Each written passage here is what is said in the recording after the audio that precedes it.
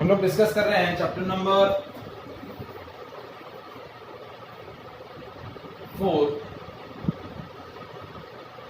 Chemical bonding.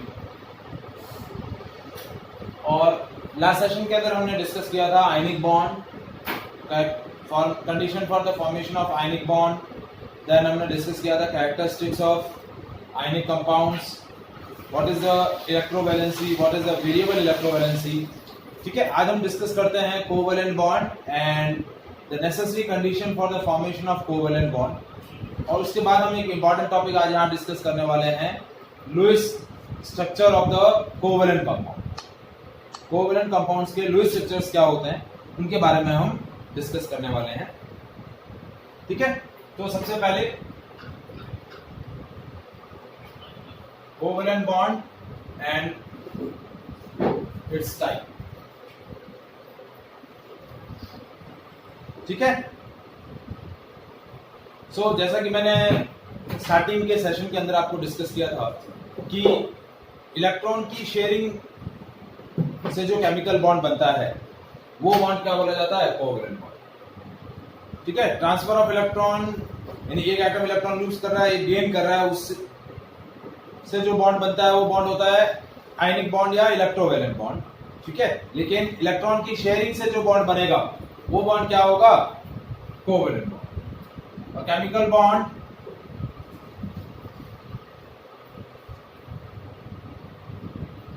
formed by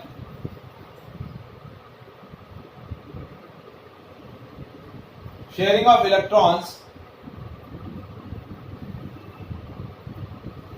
between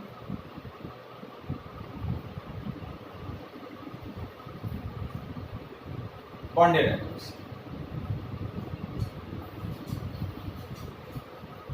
Each atom contribute a single electron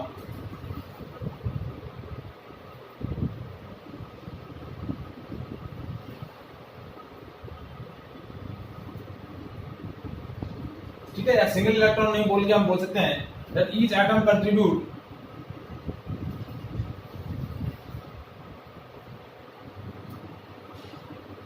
electrons in equal amount।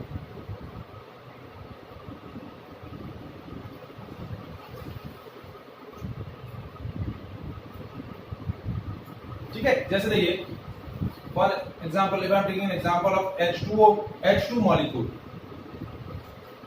it consists of two hydrogen atom. Each hydrogen atom, as we know that atomic number 1, its electronic configuration is 1s1, so its Lewis symbol is, ये इसका Lewis symbol हो गया। दूसरे hydrogen atom का Lewis symbol क्या होगा, ये Lewis symbol होगा। दोनों अपने एक एक इलेक्ट्रॉन एक दूसरे के साथ शेयर करेंगे। So this electron pair is equally shared between these two atoms। ये इलेक्ट्रॉन पेयर इन दोनों के बीच में इक्वली शेयर हो रहा है। तो ये क्या बन गया, H and H। ये आपका क्या बन गया, H2 मॉलिक्यूल।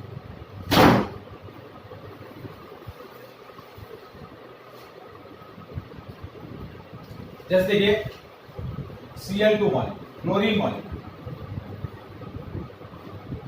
तो क्लोरीन मॉलिक्यूल में क्या हो रहा है, chlorine atom electronic configuration outermost shell का है 2s2 नियॉन 3s2 3p5। तो आउटरमोस्ट शेल में कितने इलेक्ट्रॉन है, 7 इलेक्ट्रॉन्स। कितने इलेक्ट्रॉन्स हैं, 7 इलेक्ट्रॉन्स। तो देखिए लुईस सिंबल 2 4 6 एंड 7। इसी तरीके से दूसरा क्लोरीन एटम 2 4 6 एंड 7। तो दोनों के पास ऑक्टेट कंप्लीट करने के लिए एक एक इलेक्ट्रॉन की क्या है, डेफिशिएंसी है।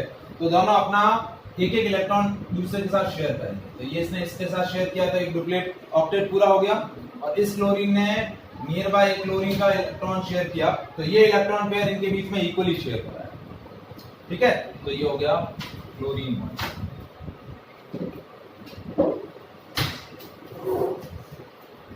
तो देखिए ये जो H2 और Cl2 मॉलिक्यूल का फॉर्मेशन मैंने यहाँ जो आपको डिस्कस किया, तो इसमें क्या हो रहा है, ये जो दोनों बॉन्डेड एटम्स हैं, both the bonded atoms are identical. तो ये जो इलेक्ट्रॉन पेयर इनके बीच में शेयर हो रहा है वो इन दोनों के बीच में इक्वली शेयर होगा। इन दोनों बॉन्डेड एटम्स के बीच में इलेक्ट्रोनेगेटिविटी डिफरेंस नहीं है, so that electron pair is share equally in both the between the both the atoms. तो ये आपका बॉन्ड कैसा बोला जाएगा? Non polar covalent bond. किस तरीके का बॉन्ड बोला जाएगा? Non polar covalent. ठीक है, तो H2 मॉलिक्यूल यानी आइडेंटिकल एटम्स के बीच में जो कोवेलेंट बॉन्ड बन रहा है, देखिए क्या हो रहा है, दो आइडेंटिकल एटम्स के बीच में ये बॉन्ड बन रहा है। क्या बन रहा है? दो आइडेंटिकल एटम्स के बीच में ये बॉन्ड बन रहा है। इन दोनों आइडेंटिकल एटम्स की इलेक्ट्रोनेगेटिविटी सेम है, इलेक्ट्रोनेगेटिविटी डिफरेंस 0 है।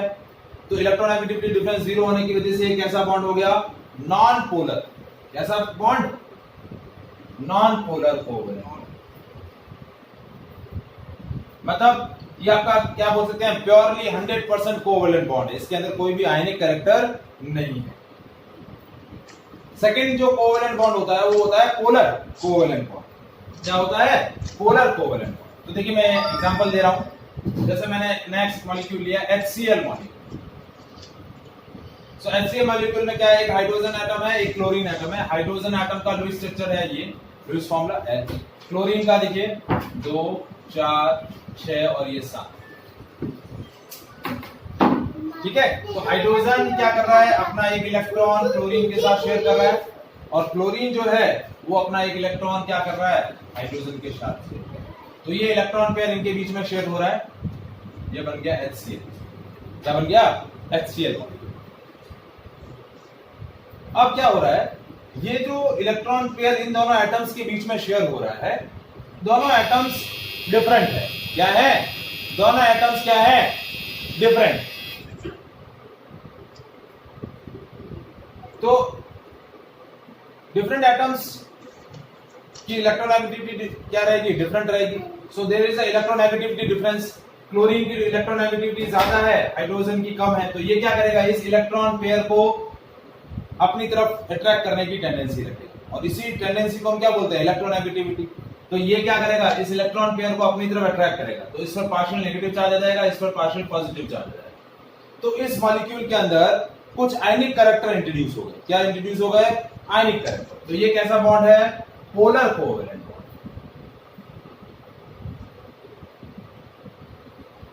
कैसा बॉन्ड है? Polar covalent bond. मतलब इलेक्ट्रोनेगेटिविटी डिफरेंस रहेगा तो उस कोवेलेंट कंपाउंड के अंदर कुछ आयनिक कैरेक्टर क्या हो जाएंगे? इंट्रोड्यूस हो जाएंगे। क्या हो जाएंगे? उस पोलर मॉलिक्यूल, उस कोवेलेंट कंपाउंड के अंदर कुछ आयनिक कैरेक्टर इंट्रोड्यूस हो जाएंगे। तो ये हो गया पोलर कोवेलेंट बॉन्ड। तो यदि दो आइडेंटिकल एटम्स के बीच में यदि कोवेलेंट बॉन्ड बन रहा है तो वो होगा नॉन पोलर कोवेलेंट बॉन्ड, और दो हेटेरो एटम्स के बीच में कोवेलेंट बॉन्ड बन रहा है तो वो होगा polar covalent bond. Is it clear? अब देखिए एक और डेफिनेशन यहां मैं आपसे शेयर करना चाह रहा हूं कि ये देखिए, ये इलेक्ट्रॉन पेयर इनके बीच में, दोनों एटम्स के बीच में इक्वली शेयर हो रहा है। तो that electron pair is known as bond pair of electron. क्या बोलेंगे इसको? Bond pair of electron. देखिए बॉन्ड पेयर ऑफ इलेक्ट्रॉन, तो इसको बोलते हैं और pair of electron participate in bonding. जो इलेक्ट्रॉन पेयर बॉन्डिंग में पार्टिसिपेट कर रहा है उसको हम बोलेंगे बॉन्ड पेयर ऑफ इलेक्ट्रॉन। और दूसरा होता है लोन पेयर ऑफ इलेक्ट्रॉन, ये होते हैं नॉन बॉन्डेड इलेक्ट्रॉन। अब देखिए इस क्लोरीन के पास 1 2 और 3 कितने पेयर हैं? 3 पेयर्स हैं, 6 नॉन बॉन्डेड इलेक्ट्रॉन्स हैं। कितने नॉन बॉन्डेड इलेक्ट्रॉन्स हैं? 6। मतलब ये 6 इलेक्ट्रॉन जो क्लोरीन के पास है वो बॉन्डिंग में पार्टिसिपेट नहीं कर रहे हैं। बॉन्डिंग में सिर्फ क्लोरीन का ये एटम और हाइड्रोजन का ये एटम पार्टिसिपेट हो रहा है। तो इसको हम क्या बोलेंगे? ये इलेक्ट्रॉन पेयर बोला जाएगा बॉन्ड पेयर ऑफ इलेक्ट्रॉन, और ये जो 2 2 4 और ये जो 6 इलेक्ट्रॉन है इनको हम बोलेंगे लोन पेयर ऑफ इलेक्ट्रॉन, जो बॉन्डिंग में पार्टिसिपेट नहीं कर रहे हैं। तो उनको हम क्या बोलेंगे? Lone pair of electron. Is it clear?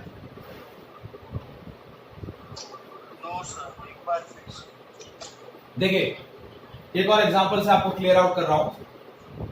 जैसे मैंने ये तो सिंगल कोवेलेंट बॉन्ड, जैसे हम एक मॉलिक्यूल लेते हैं CH4 मॉलिक्यूल, तो कार्बन सेंट्रल एटम है, इसका एटॉमिक नंबर 6, इलेक्ट्रॉनिक कॉन्फ़िगरेशन जो है आउटरमोस्ट शेल का 2s2 2p2। आउटरमोस्ट शेल में कितने इलेक्ट्रॉन है? 4, 1 2 3 और ये 4। ठीक है। अब हाइड्रोजन के 4 एटम है, 1 ये 2 ये 3 और ये 4। अब कार्बन को अपना ऑक्टेट पूरा करने के लिए कितने इलेक्ट्रॉन चाहिए? 8 इलेक्ट्रॉन। 4 उसके पास है, 4 वो नियर बाय 4 हाइड्रोजन एटम से शेयर कर लेगा, तो कार्बन के 8 इलेक्ट्रॉन हो गए, 1 2 3 4 5 6 7 और 8। और हाइड्रोजन को क्या चाहिए? डुप्लीट, तो एक खुद का एक कार्बन का, एक खुद का एक कार्बन का, एक खुद का और एक कार्बन का, और एक खुद का और एक कार्बन का। तो देखिए ये एक इलेक्ट्रॉन पेयर, एक इलेक्ट्रॉन पेयर, ये इलेक्ट्रॉन पेयर, एक इलेक्ट्रॉन पेयर। बॉन्ड कैसे बन गया? ये एक इलेक्ट्रॉन पेयर एक बॉन्ड बनाएगा। तो अब कितने electron pair, bond pair electron है 4। आपके पास पेयर कितने हुए? 4 पेयर हुए, और इलेक्ट्रॉन कितने हुए? 8। बॉन्ड पेयर ऑफ इलेक्ट्रॉन्स कितने हुए? 8।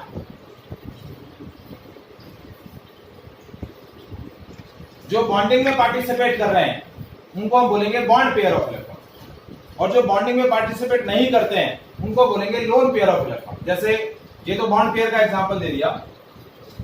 अब जैसे देखिए ऑक्सीजन मॉलिक्यूल, अब देखिए ये बॉन्ड कैसा है? पोलर बॉन्ड है, क्योंकि कार्बन और हाइड्रोजन के बीच ये जो आपने बोला बॉन्ड पेयर ऑफ इलेक्ट्रॉन, तो इसमें H और C दोनों बॉन्ड पेयर ऑफ इलेक्ट्रॉन में नहीं, ये तो H और C तो बॉन्ड हुआ, ये एक इलेक्ट्रॉन पेयर, ये इलेक्ट्रॉन पेयर, ये इलेक्ट्रॉन पेयर, ये इलेक्ट्रॉन। देखिए ये एक इलेक्ट्रॉन पेयर हो गया, ये एक इलेक्ट्रॉन पेयर हो गया, ये एक इलेक्ट्रॉन पेयर हो गया, ये इलेक्ट्रॉन पेयर हो गया। टोटल पेयर कितने हुए? 4 पेयर, और इलेक्ट्रॉन कितने हुए? 8। है ना? पेयर मतलब ग्रुप ऑफ 2। तो बॉन्ड पेयर ऑफ इलेक्ट्रॉन कितने हुए? इंडिविजुअल इलेक्ट्रॉन 8 हुए, बॉन्ड पेयर कितने हुए? 4 हुए। बॉन्ड पेयर्स आर 4, लेकिन bond pair of electrons are 8। अब जैसे देखिए ऑक्सीजन मॉलिक्यूल, ऑक्सीजन का एटॉमिक नंबर 6 है, electronic configuration helium 2s2 2p4। Sorry, oxygen का एटॉमिक नंबर 8, आउटरमोस्ट शेल में 6 इलेक्ट्रॉन। ये एक ऑक्सीजन एटम, 2 4 और ये 6। फिर दूसरा ऑक्सीजन एटम, उसमें भी 2 4 और ये 6। तो अब क्या करना है? इस ऑक्सीजन को अपना ऑक्टेट पूरा करने के लिए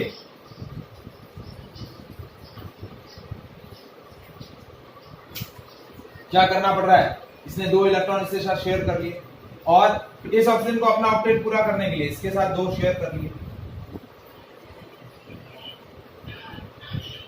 तो कितने इलेक्ट्रॉन पेयर शेयर हुए? 2। कितना बॉन्ड बनेगा? Double bond. ये बन गया ऑक्सीजन ऑक्सीजन डबल बॉन्ड। तो देखिए ये 4 इलेक्ट्रॉन तो हो गए आपके bond pair of electron.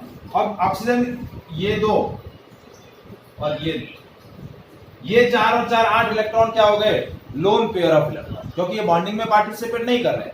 Bonding में सिर्फ ये 4 पार्टिसिपेट कर रहे हैं। ये जो 4 और 4 8 है, ये क्या बोले जाएंगे? लोन पेयर ऑफ इलेक्ट्रॉन, क्योंकि ये बॉन्डिंग में पार्टिसिपेट नहीं कर रहे हैं। आया बात समझ में?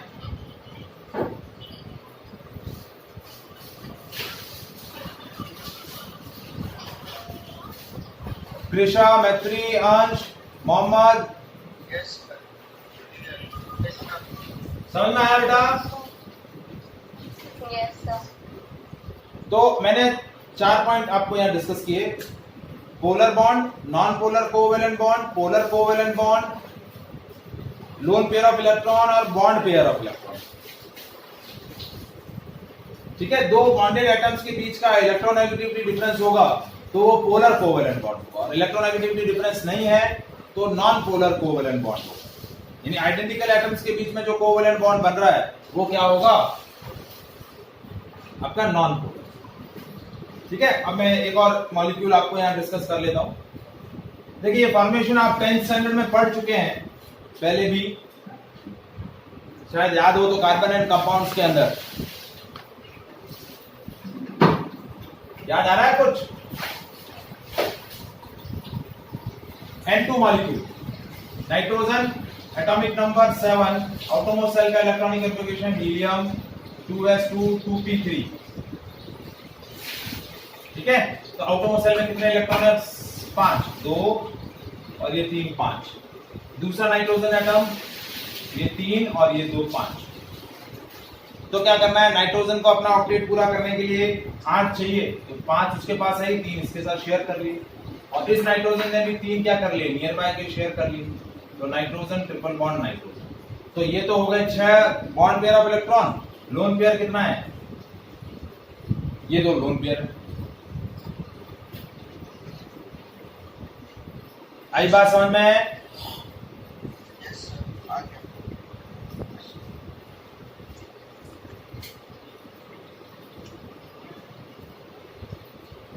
Any doubt?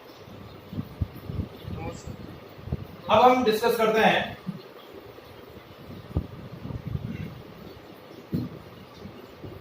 Condition for formation of covalent bond. Covalent bond बनने की कंडीशन क्या है?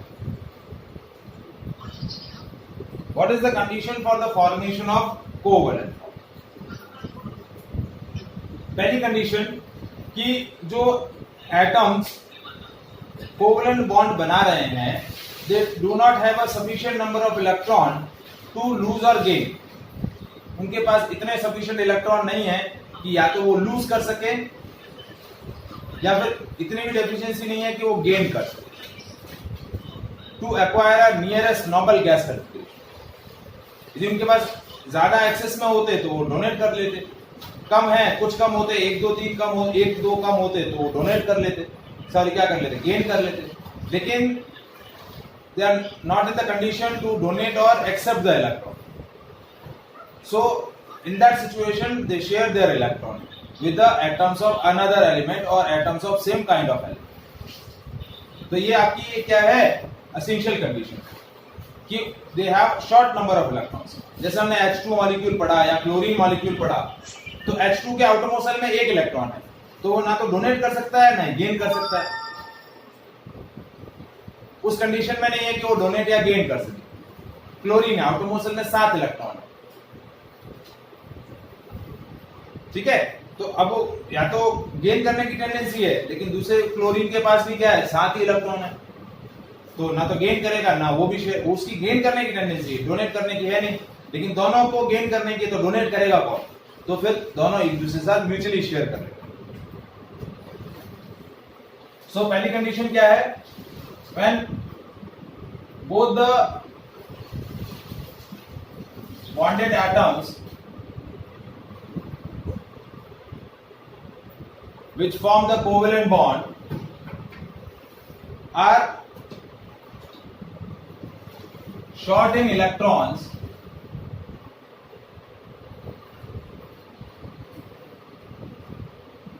in the valence shell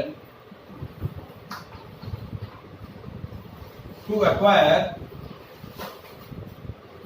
nearest noble gas concentration.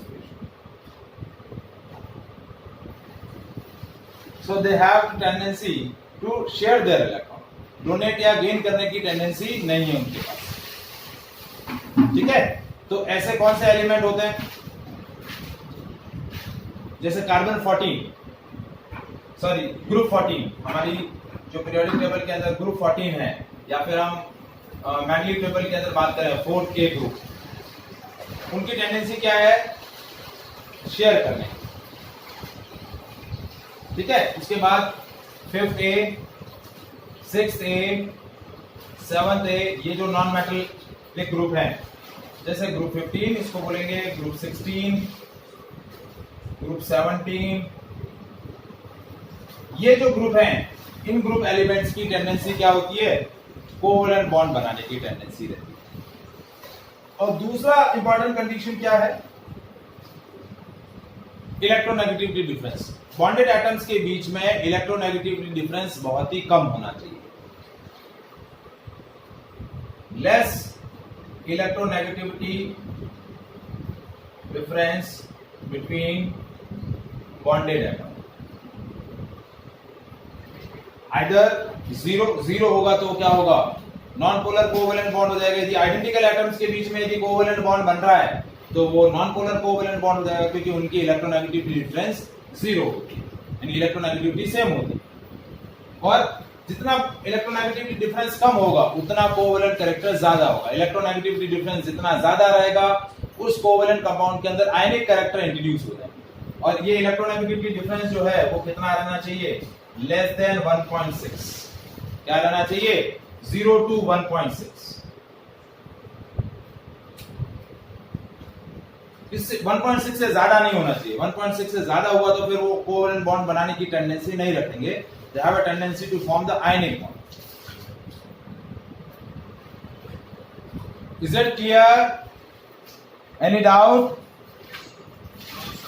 तो ये दो essential condition है for the formation of covalent bond. अब हम डिस्कस करते हैं characteristics of covalent compound.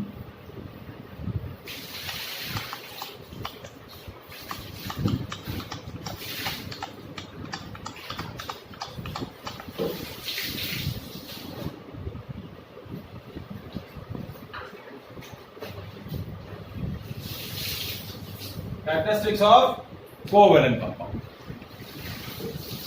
तो जिस तरीके से हमने आयनिक कंपाउंड्स की कैरेक्टरिस्टिक्स पढ़ी, कोवेलेंट कंपाउंड की कैरेक्टरिस्टिक ऑलमोस्ट आयनिक कंपाउंड से जस्ट क्या रहती हैं, अपोजिट रहती हैं। क्या रहती हैं, जस्ट अपोजिट रहती हैं। ठीक है, सबसे पहला जब हम फिजिकल स्टेट की बात करें,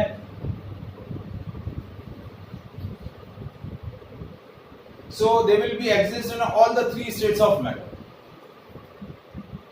Exist in all the three states of matter. मतलब आपके कोवेलेंट कंपाउंड सॉलिड भी होते हैं, लिक्विड भी होते हैं और गैसेस के अंदर भी प्रेजेंट होते हैं। So they will be exist in all the three states of matter.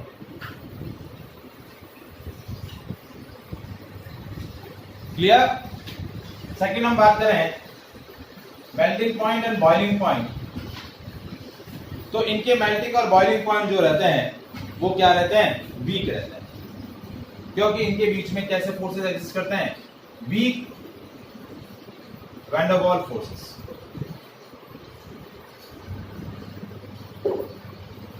Week van der वाल फोर्सेस मॉलिक्यूल्स के बीच में एग्जिस्ट करते हैं, तो इसकी वजह से इनके मेल्टिंग और बॉइलिंग पॉइंट क्या रहते हैं, लो रहते हैं। या हम बोल सकते हैं कि कोवेलेंट बॉन्ड जो है वो आयनिक बॉन्ड के कंपैरिजन में वीकर बॉन्ड है, तो इस वजह से इनके मेल्टिंग और बॉइलिंग पॉइंट क्या रहेंगे, लो रहेंगे। ठीक है, थर्ड पॉइंट हम बात करें solubility. So they are mostly soluble in organic solvent.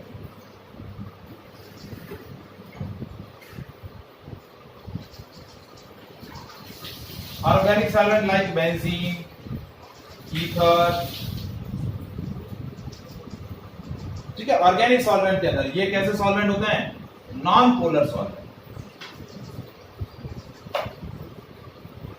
कैसे होते हैं, non polar solvent, organic solvent बोलेंगे। Insoluble in inorganic solvent. Inorganic solvent के अंदर क्या होते हैं, ये insoluble.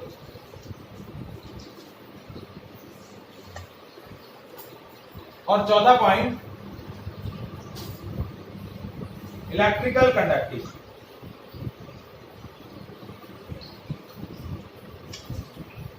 So they are poor conductor of or bad conductor of electricity. ठीक है, कुछ एक्सेप्शन है। एक्सेप्शन के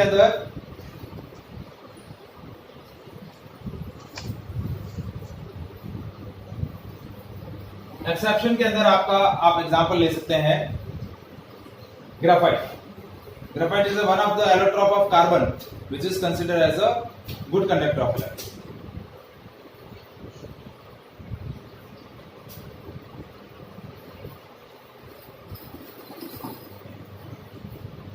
Is it clear? Any doubt? Yes, sir. No doubt. तो हमने डिस्कस किया what is covalent bond, what are the formation of covalent bond, what are the characteristics of covalent compound. अब हम आज हमारा जो मेन टॉपिक है वो डिस्कस करते हैं लुईस स्ट्रक्चर ऑफ मॉलिक्यूल.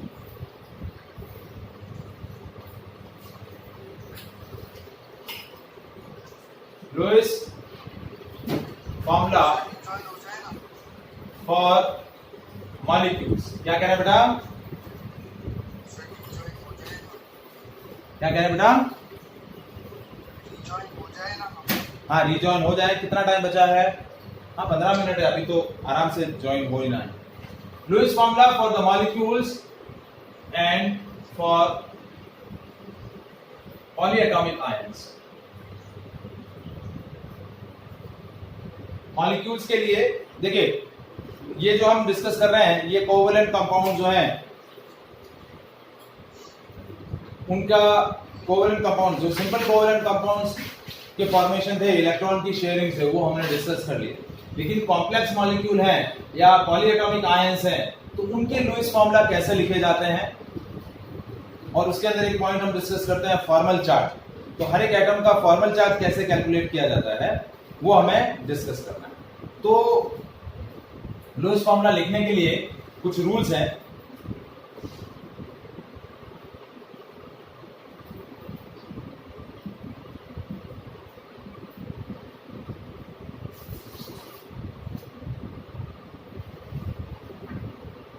चार रूल है बेसिकली. सबसे पहला रूल क्या है? जो भी मॉलिक्यूल हमें दे रखा है उस मॉलिक्यूल का सबसे पहले हमें एक सिमेट्रिकल स्केलेटन क्या करना है? ड्रॉ करना है. Write the symmetrical skeleton of molecule और पॉलीएटॉमिक आयन. अब सिमेट्रिकल स्केलेटन लिखेंगे कैसे? हमने बोल तो दिया कि भाई रूल नंबर 1 है कि जो भी मॉलिक्यूल आपको दिया हुआ है या जो भी पॉलीएटॉमिक आयन दिया हुआ है उसका सिमेट्रिकल स्केलेटन लिखना है. तो सिमेट्रिकल स्केलेटन के अंदर हमें क्या चीजों का ध्यान रखना है? उस सिमेट्रिकल स्केलेटन के अंदर जो सेंट्रल एटम होगा वो सेंट्रल एटम क्या होगा? Least electronegative element. जो भी आपके पास ग्रुप ऑफ एटम दे रखा है उस मॉलिक्यूल के अंदर, जो भी डिफरेंट एटम्स या आइडेंटिकल एटम्स दिए हुए हैं उनमें आपको एक ऐसा एटम चूज करना है जिसकी इलेक्ट्रोनेगेटिविटी लीस्ट हो. उसको आप सेंट्रल एटम बनाएंगे एक्सेप्ट हाइड्रोजन. यदि दो एटम है उसमें हाइड्रोजन की इलेक्ट्रोनेगेटिविटी लीस्ट है तो हाइड्रोजन को सेंट्रल एटम नहीं बनाना, उससे हायर वाला. तो usually you are taken least electronegative atom as a central atom except hydrogen.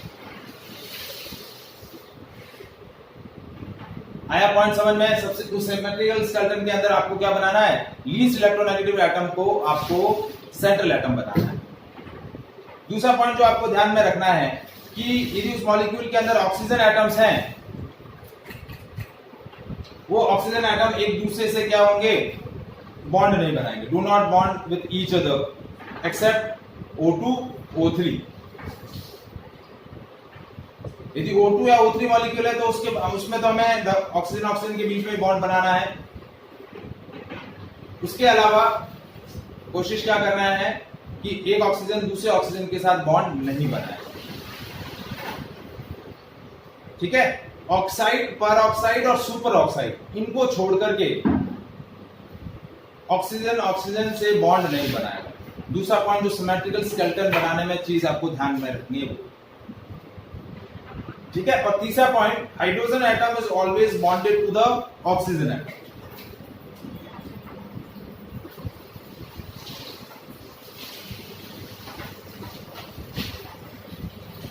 ठीक है? तो सबसे पहला रूल क्या है? Write the symmetrical skeleton of molecule. इसके अंदर 3 पॉइंट आपको ध्यान में रखने हैं. जो लीस्ट इलेक्ट्रोनेगेटिव एटम होगा वो आपका सेंट्रल एटम बनेगा. ऑक्सीजन ऑक्सीजन बॉन्ड नहीं बनाएंगे एक्सेप्ट ऑक्साइड, पर ऑक्साइड और सुपर ऑक्साइड. और यदि हाइड्रोजन है तो हाइड्रोजन और हमेशा ऑक्सीजन से अटैच है. यदि ऑक्सीजन नहीं है तो फिर दूसरे एटम से आपको उसको अटैच करना है. फिर सेकंड रूल जो है वो क्या है, calculate the number of valence electron of each atom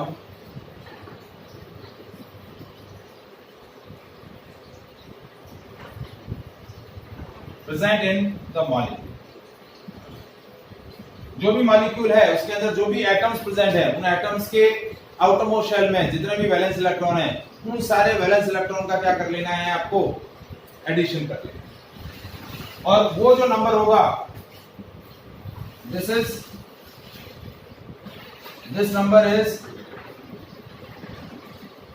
indicate by A या represent by A। किससे रिप्रेजेंट करेंगे, A से।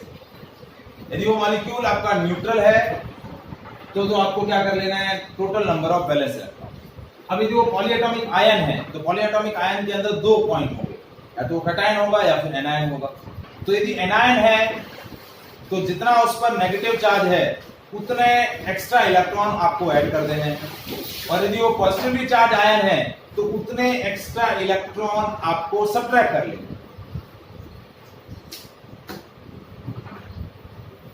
ठीक है, क्या होगा, फॉर एनायन K की वैल्यू क्या होगी, number of valence electron plus charge on anion. और देखिए न्यूट्रल मॉलिक्यूल है तो जितने भी डिफरेंट एटम्स हैं उनके वैलेंस इलेक्ट्रॉन का काउंटिंग कर देना, उनको ऐड ऑन कर देना है। यदि एनायन है तो number of valence electron in all the atoms plus charge on anion, जो चार्ज ऑन एनायन होगा वो ऐड कर देना है। एंड फॉर कैटायन क्या होगा, K की value number of valence electron in all the atoms minus charge on anion, charge on cation। जो कैटायन पे चार्ज होगा वो हम क्या कर देंगे, सब्ट्रैक्ट कर देंगे। रूल नंबर सेकंड समझ में आया।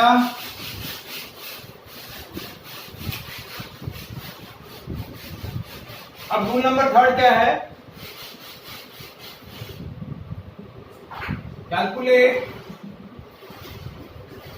the total number of electron needed by all the atoms to acquire noble gas configuration। देखिए हाइड्रोजन और हीलियम है तो उनको नॉबल गैस कॉन्फ़िगरेशन करने के लिए क्या चाहिए रहता है, डुप्लेट 2 इलेक्ट्रॉन। बाकी सबको कितने चाहिए होते हैं, 8 इलेक्ट्रॉन। तो जितने भी आपके मॉलिक्यूल के अंदर एटम्स हैं, हाइड्रोजन और हीलियम है तो 2 इलेक्ट्रॉन ले लेंगे, और बाकी जितने भी एटम्स होंगे उनके लिए हम 8 इलेक्ट्रॉन ले लेंगे। और ये नंबर जो होगा, it is this total number of electron represent by n। अब चौथा रूल नंबर क्या होगा, rule number 4, number of electron shared between atoms. ये रूल नंबर 4 होगा और वो निकालेंगे s is equal to n minus A. Second rule से जो हमने a निकाला वो कैलकुलेट करेंगे, थर्ड रूल से हमने n निकाला वो कैलकुलेट करेंगे, और दोनों को सब्ट्रैक्ट कर लेंगे n माइनस ए। तो ये आ जाएगा आपका rule number 4, that is the number of electron shared between the atoms. अब एक one pair of electron is represent the one bond. अब हमने जो रूल नंबर 1 के अंदर सिमेट्रिकल स्केलेटन बनाया था, अलग अलग एटम्स को अलग अलग जगह अरेंज किया था, उन एटम्स के बीच में हम वन पेयर ऑफ इलेक्ट्रॉन्स क्या कर देंगे, फिक्स कर देंगे। जितने शेयर इलेक्ट्रॉन्स आएंगे उसके हिसाब से उतने इलेक्ट्रॉन हम क्या कर लेंगे, शेयर कर लेंगे। तो वो हमारा क्या हो जाएगा, रूल नंबर 5। बॉन्डेड इलेक्ट्रॉन्स रखने के बाद जितने भी लोन पेयर ऑफ इलेक्ट्रॉन्स होंगे वो लोन पेयर ऑफ इलेक्ट्रॉन हर एक एटम्स का हम क्या कर लेंगे, मेंशन कर देंगे। तो वो हो जाएगा रूल नंबर 6। तो टोटल 6 रूल हुए, मेनली 4 रूल है। रूल नंबर 5 और रूल नंबर 6 क्या है, जो हमने पहले स्टेप के अंदर सिमेट्रिकल स्केलेटन बनाया है, उस स्केलेटन के अंदर जो एटम्स हैं, बॉन्डेड एटम्स हैं, उनको उनके बीच में 1 पेयर ऑफ इलेक्ट्रॉन्स, पहले सबके बीच में 1 पेयर ऑफ इलेक्ट्रॉन्स क्या करेंगे, अरेंज करेंगे। यदि एडिशनल रह जाएंगे तो फिर 2 पेयर ऑफ इलेक्ट्रॉन्स भी क्या करेंगे, उनके बीच में शेयर करेंगे। और bond pair of electron mention करने के बाद जो लोन पेयर ऑफ इलेक्ट्रॉन्स होंगे एटम्स के, वो हम क्या कर लेंगे, मेंशन कर लेंगे। तो ये हमारा रूल 6 रूल हुए। अब मैं एक एग्जांपल आपको लेता हूं तो शायद आपको उससे और पिक्चर क्लियर हो जाए। ठीक है, जैसे मैंने लिया, मेरे को एक मॉलिक्यूल बनाना है H2SO4।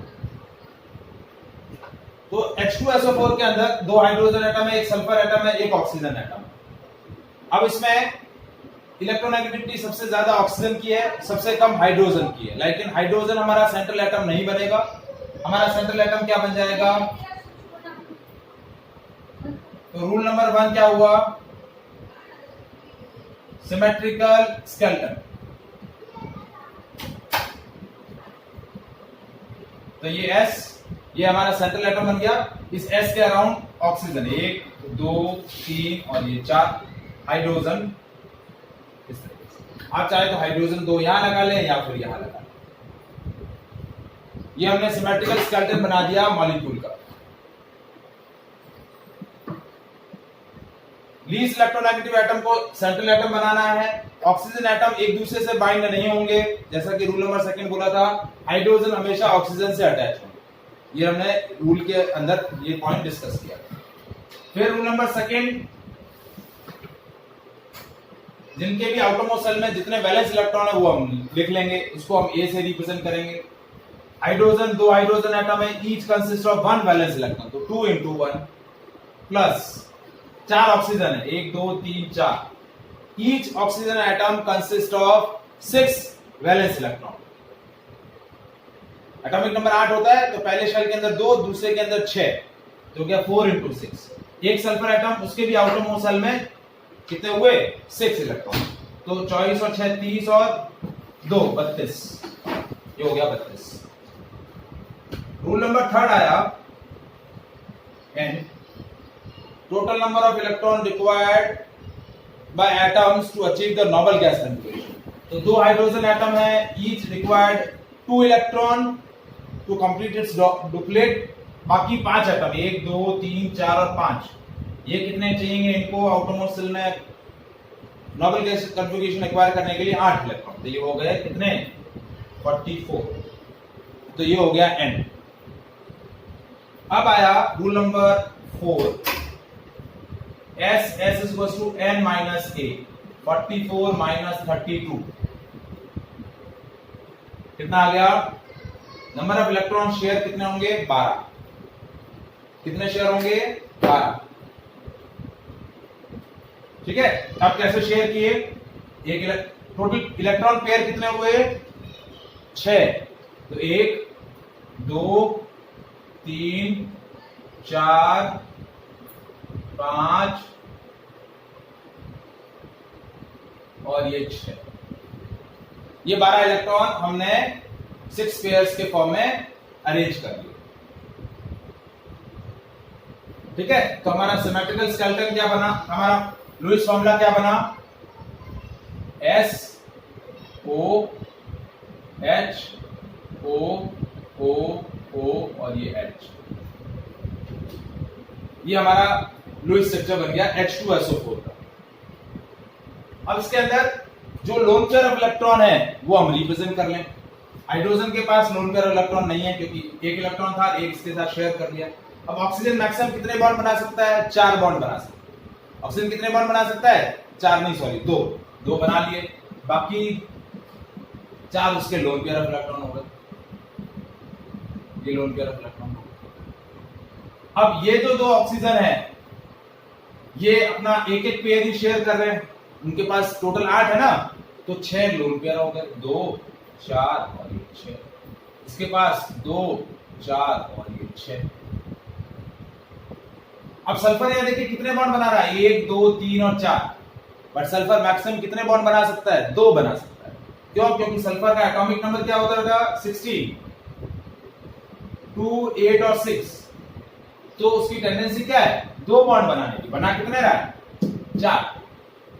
तो ये जो 2 बॉन्ड है, ये ऊपर वाले, ये 2 बॉन्ड डेटिव बॉन्ड है, कोऑर्डिनेट बॉन्ड, पूरा पूरा इलेक्ट्रॉन पेयर वो ऑक्सीजन को डोनेट कर रहा है। लेकिन डेटिव बॉन्ड नहीं समझ में आ रहे हैं तो कोई बात नहीं, नहीं बनाना है, आप इतना भी मेंशन करेंगे तो भी चलेगा। तो ये आपका H2SO4 का लुईस स्ट्रक्चर हुआ। पहले हमने बॉन्ड पेयर ऑफ इलेक्ट्रॉन बताए, फिर हर एक एटम के लोन पेयर ऑफ इलेक्ट्रॉन यदि एग्जिस्ट कर रहे हैं तो वो बता दिए। तो ये हमारा क्या हुआ, H2SO4 का Lewis structure. Is it clear?